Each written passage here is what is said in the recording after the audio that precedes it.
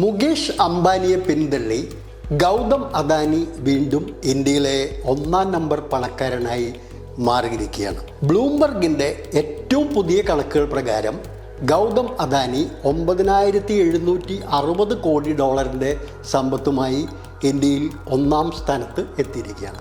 ഏഷ്യയിലും 1-ാം number പണക്കാരൻ എന്ന് പറയുന്നത് ഗൗതം അദാനി തന്നെയാണ്.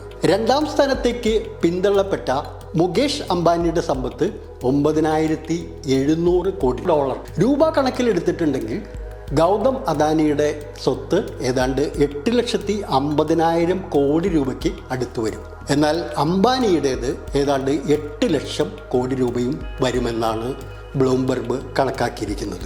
ലോകത്ത് ശതകോടീശ്വരന്മാരുടെ കണക്കെടുക്കുന്ന നിരവധി ഏജൻസികളുണ്ട്. അതിൽ ഏറ്റവും പ്രധാനപ്പെട്ട 2 എന്ന് പറയുന്നത് ഒന്ന് ബ്ലൂംബർഗും മറ്റൊന്ന് ഫോബ്സ് മാഗസീനുമാണ്. ഈ 2 കണക്കുകളാണ് ലോകം പൊതുവെ ശതകോടീശ്വരന്മാരുടെ കാര്യത്തിൽ അംഗീകരിക്കുന്ന കണക്കുകൾ എന്ന് പറയുന്നത്.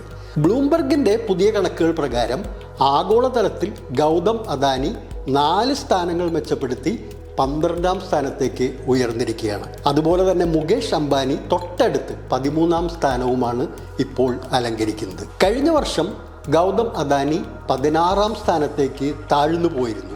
ഹിൻഡൻബർഗ് റിപ്പോർട്ട് പുറത്തുവന്നതിൻ്റെ അടിസ്ഥാനത്തിൽ ഗൗതം അദാനിയുടെ കമ്പനികളുടെ ഓഹരികളുടെ വില കൂപ്പുകുത്തിയതോടെയാണ് അദ്ദേഹം 16-ാം സ്ഥാനത്തേക്ക് പിന്തള്ളപ്പെട്ടത്.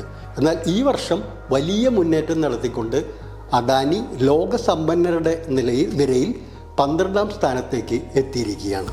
ബ്ലൂംബർഗ് ഇൻഡെക്സ് പ്രകാരം ലോകത്ത് ഏറ്റവും വലിയ പണക്കാരൻ എന്ന് പറയുന്നത് 1-ാം സ്ഥാനത്ത് നിൽക്കുന്നത് എലോൺ മസ്ക് തന്നെയാണ്. 2-ാം സ്ഥാനത്ത് ജെഫ് ബസോസും തുടരുന്നു എന്നുള്ളതാണ് ഏറ്റവും പ്രധാനപ്പെട്ട പ്രത്യേകത.